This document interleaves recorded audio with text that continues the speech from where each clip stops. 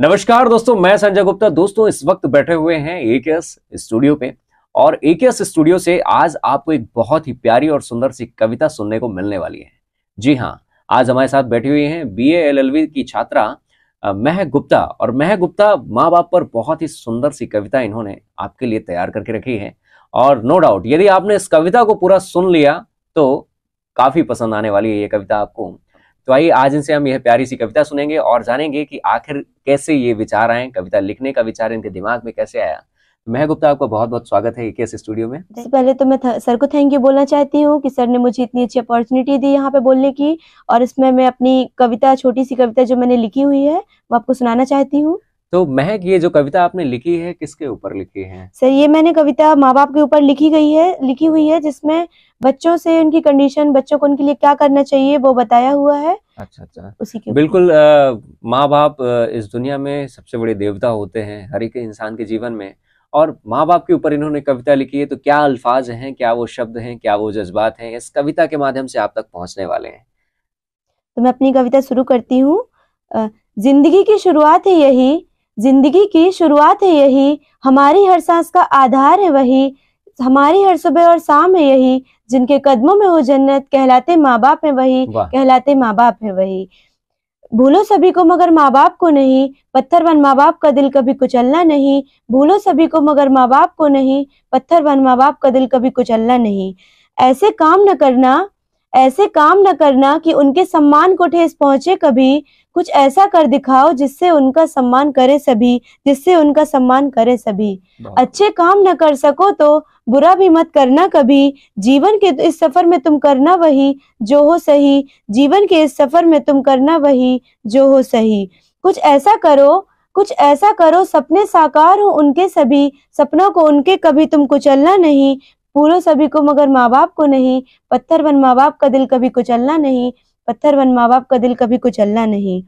जब जिंदगी में मुश्किलें आती कभी, उस पल कोई याद आता नहीं। जब जिंदगी में मुश्किलें आती कभी, उस पल कोई याद आता नहीं। वक्त बुरा हो या अच्छा, हर पल साथ देते वही, हर पल साथ देते वही।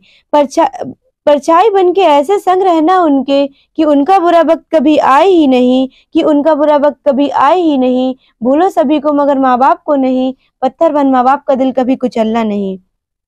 हमारी हर सफलता के पीछे का राज है वही, हमारी हर सफलता के पीछे का राज है वही, हमारी हर गलती को हंस के माफ कर दे ये है वही। इतना प्यार करते हैं हमें कि हमारे ऊपर से उनका विश्वास न उठता कभी, उनका ये विश्वास टूटे ऐसी गलती न करना कभी। भूलो सभी को मगर माँ बाप को नहीं, पत्थर बन माँ बाप का दिल कभी कुचलना नहीं, पत्थर बन माँ बाप का दिल कभी कुचलना नहीं। पत्थर पूजे उनने कई तुम्हारी जन्म की खातिर, पत्थर पूजे उनने कई तुम्हारी जन्म की खातिर। छोटे से बड़ा किया, न डांटा न मारा कभी, न डांटा न मारा कभी। तुम्हारी हर ख्वाहिशों को पूरा किया, तुम्हारी हर ख्वाहिशों को पूरा किया, क्योंकि तुम्हारी खुशी में ही थी उनकी खुशी, क्योंकि तुम्हारी खुशी में ही थी उनकी खुशी। उनके हर सपनों को साकार करो, उनके हर सपनों को साकार करो, उनका सम्मान करो। जिंदगी के इस सफर में तुम करना इतना कि कर्ज अदा कर सको उनके सभी, क्योंकि तुम्हारा फर्ज है यही, क्योंकि तुम्हारा फर्ज है यही। अरे इसे फर्ज ना मानो तो कर्ज ही सही, इसे फर्ज ना मानो तो कर्ज ही सही। उनके बुरे वक्त में तुम पत्थर बन जाना नहीं, उनके बुरे वक्त में तुम पत्थर बन जाना नहीं। भूलो सभी को मगर माँ बाप को नहीं, पत्थर बन माँ बाप का दिल कभी कुचलना नहीं, पत्थर बन माँ बाप का दिल कभी कुचलना नहीं। Thank you. वाह, क्या बात है, बहुत ही सुंदर इन्होंने कविता सुनाई। माँ बाप के लिए जितने भी जज्बात हैं इनकी इस कविता में साफ साफ झलक रहे हैं कि आज की इस आधुनिक दुनिया में लोग किस प्रकार से माँ बाप को परेशान करते हैं, किस प्रकार से माँ बाप का दुख देते हैं, और किस प्रकार से माँ बाप का एक प्रकार से कह सकते हैं कि उनकी दिल की जो करुणा रहती है, दिल के जो भाव रहते हैं उसको ठेस पहुंचाते हैं। किसी ने क्या खूब लिखा है कि फूल कभी दो बार नहीं खिलते, जन्म कभी दो बार नहीं मिलते। कि फूल कभी दो बार नहीं खिलते, जन्म कभी दो बार नहीं मिलते। मिलने को तो यूं हजारों लोग मिल जाते हैं, मगर गलतियां माफ करने वाले माँ बाप नहीं मिलते हैं।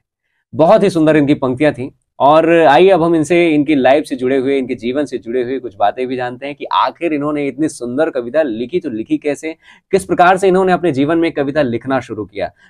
तो महक, मैं आपसे ये जानना चाहता हूं कि आपकी प्रारंभिक शिक्षा कहाँ हुई, कैसे हुई? सर जैसा कि मैं सलेहा में रहने वाली थी, जी। सलेहा में रहने वाली हूँ सलेहा की। तो उस समय मेरी 5th तक की आधुनिक शिक्षा स्वामी विवेकानंद शिक्षा निकेतन स्कूल में वहाँ पे हुई। जी। और वहाँ पे मैंने 5th क्लास में नवोदय विद्यालय का एग्जाम पास किया। और मैंने 6 से बहुत मतलब गर्व के साथ मैं बोलना चाहती हूँ कि मैंने 6 से 12 तक अपनी शिक्षा नवोदय विद्यालय में प्राप्त की, अरे जवाहर वाह! नवोदय विद्यालय रमकिरिया पन्ना में। जी। और मैं उससे बहुत बड़ा गर्व महसूस करती हूँ कि नवोदय में, क्योंकि वहाँ पे ही कहा जाए तो बहुत सारी चीजें सीखने को मिली है मुझे। जैसे कविता लिखने को ही कहे तो वहाँ पे हम अगर यहाँ होते हैं नॉर्मली गांव में जहाँ देखते तो इतने हम लोग को अपॉर्चुनिटी नहीं मिलती है, इतनी सारी एक्टिविटीज नहीं होती वहाँ पे। पढ़ाई के साथ साथ बहुत कुछ सीखने को एवरी मिला। वीक हर एक्टिविटीज होती हैं, को करिकुलर एक्टिविटीज और बाकी भी एक्टिविटीज। तो उन्हीं के द्वारा जैसे टीचर्स को हमने अपने देखा, हिंदी टीचर्स को देखा, बाकी बच्चों को देखा कि वो अपने आप को रिप्रेजेंट कर रहे हैं, जी। अपनी चीजें लिख रहे हैं। कई टीचर्स थे हमारे यहाँ, जैसे बीके तिवारी सर, अच्छा। पीके गुप्ता सर, और भी कई हिंदी टीचर्स हैं जिनका नाम नहीं ले पा रही हूँ अभी।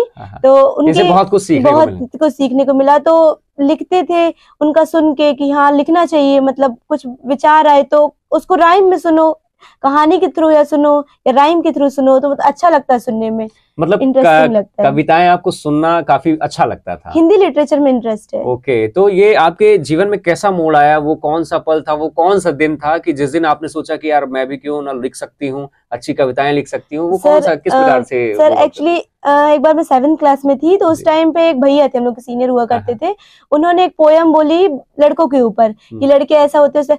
तो उस टाइम पे एक हम लोग के अंदर कॉन्ट्राडिक्ट वो होता है कि हम मतलब उसने ऐसा बोला तो मैं लड़कियों के ऊपर क्यों अच्छा नहीं बोल सकती। तो आके 2-4 लाइन ऐसी लिखी 7th क्लास से, फिर हो गया। उसके बाद कोई इंटरेस्ट नहीं, मतलब फिर 12th में थोड़ा सोचा ऐसी लिखने के लिए, तो कुछ हुआ उसमें। फर्स्ट मैंने पोयम बेटियों के ऊपर लिखी थी। वो पोयम लिखी, फिर धीरे धीरे ऐसी जो मन में विचार आते गए, मतलब एक्चुअली कोई नहीं सोचा बैठ के कि लिखना है, कभी जो विचार आए 2-4 लाइन तो लिख ली उनकी। फिर सोचा जैसे ये माँ बाप के ऊपर ही बोली, कैसी कंडीशन है लोगों की, वही। और मैंने अपनी कई भी कविताएं भी लिखी, जैसे एक मतलब देशद्रोह लोग करते हैं कुछ, हमारे यहाँ पुलवामा अटैक ये भी हुआ था कुछ दिन पहले, ब्लैक डे 14 फरवरी को। तो उस पे ही लोग करते, देशद्रोह करते हमारी कंट्री पे ही रह के दूसरे के लिए।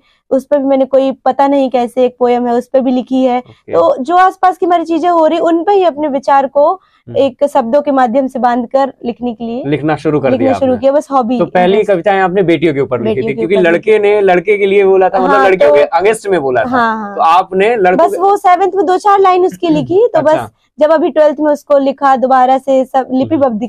तो क्या वो बेटियां वाली कविता है अभी आपके पास? आप सुना सकते हो? यस सर, तो बिल्कुल आप सुना दीजिए हमारे दर्शकों को। हर किसी के नसीब में नहीं होती है ये बेटियां, हर किसी के नसीब में नहीं होती है ये बेटियां। लोग कहते हैं कितनी प्यारी होती है ये बेटियां, माँ बाप कहते हैं घर की होती है ये परियां, इसीलिए तो कहते हैं सबसे उज्जवल हैं बेटियां, इसीलिए तो कहते हैं सबसे उज्जवल हैं बेटियां।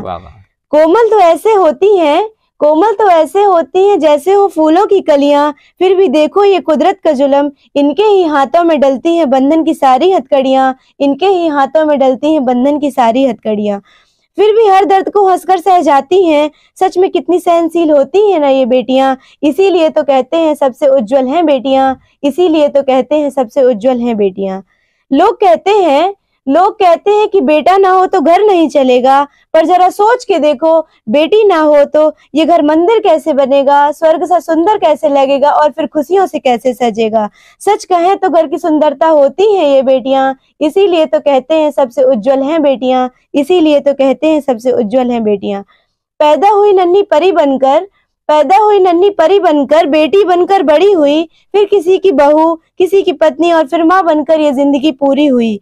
जिंदगी के इस सफर में आई न होंगी कितनी ही मुश्किलें, पर ये हंसते हंसते ही सुलझा गई सारे परेशानियां। सच में कितनी सहनशील होती हैं ये बेटियां, इसीलिए तो कहते हैं सबसे उज्जवल हैं बेटियां, इसीलिए तो कहते हैं सबसे उज्जवल हैं बेटियां। क्या बात है, बहुत खूब। तो आपने अभी माता पिता के ऊपर सुनाई एक कविता, और अब आपने बेटियों के ऊपर सुनाई। और मैं आपको बताना चाहूंगा दर्शकों कि ये इनकी खुद की लिखी हुई कविताएं हैं, और खुद की लिखी हुई कविताएं इन्होंने खुद लिखा, और इसे किस लहजे में बोलना है, ये इनका अंदाज भी बोलने का बहुत प्यारा है। और हम आपसे ये जानना चाहेंगे कि आगे और किस प्रकार से आप, क्या फनी वे में कोई कविताएं लिखती हैं आप? मनोरंजन, हास्य कविताएं? अभी थोड़ा इसलिए नहीं, मतलब फनी वे में भी नहीं आगे चल के लिखना, लिखेंगे। आगे चल के हाँ, मतलब इंटरेस्ट है वो सब लिखती, तो वो अपनी सब साइड में रखे। जैसे ओके रक्षाबंधन था, हाँ, रक्षाबंधन में भाई बहन की फनी भी होती कुछ ओके लिखते, ओके लेकिन जो लोगों को ज्यादा मतलब डीप मीनिंग उनका, जैसे माँ बाप का तो क्या करना चाहिए, लोगों को समाज को सीखने को मिले, बिल्कुल, एक अच्छा मोटिवेट हो, संदेश दिया आपने। अच्छा संदेश के फनी के लिए सब लिखते, शायरी जोक्स बहुत रहते हैं, बट बिल्कुल। ऐसे उनको रिप्रेजेंट ऐसी पोएम्स को करो तो ज्यादा अच्छा समझे, इसलिए रिप्रेजेंट। तो दर्शकों आपने देखा कि किस प्रकार से इनका एक विजन है, एक सोच है कि फनी वे में तो नॉर्मली आपको मनोरंजन करने के लिए बहुत सारी कविताएं मिल जाएंगी, शेरो शायरियां मिल जाएंगी, लेकिन इन्होंने एक मैसेज दिया है, बेटियों के लिए भी दिया है, और दिया है बेटियों के प्रति जो नजरिया रहता है लोगों का, तो किस प्रकार से नजरिया चेंज होगा इन्होंने अपनी कविताओं के माध्यम से बता दिया। और साथ ही साथ माँ बाप के प्रति इन्होंने किस प्रकार से मैसेज दिया है, अगर एक एक लाइन एक एक शब्द देखे जाए ना, तो उसमें भी बहुत ही अच्छा एक संदेश छिपा हुआ है, मैसेज छिपा हुआ है। तो महक, आप हमारे AKS रेडियो में आने के लिए आपका बहुत बहुत शुक्रिया। आपके माध्यम से बहुत प्यारी प्यारी कविताएं, एक नहीं बल्कि 2 कविताएं हो गई। सो आपका बहुत बहुत शुक्रिया। मैं भी आपको बहुत थैंक यू बोलना चाहती हूँ सर, आपने मुझे यहाँ बैठने की, यहाँ बोलने की इतनी अच्छी अपॉर्चुनिटी दी, उसके लिए आपका बहुत सारा थैंक यू, और मुझे सुनने वालों को भी थैंक यू।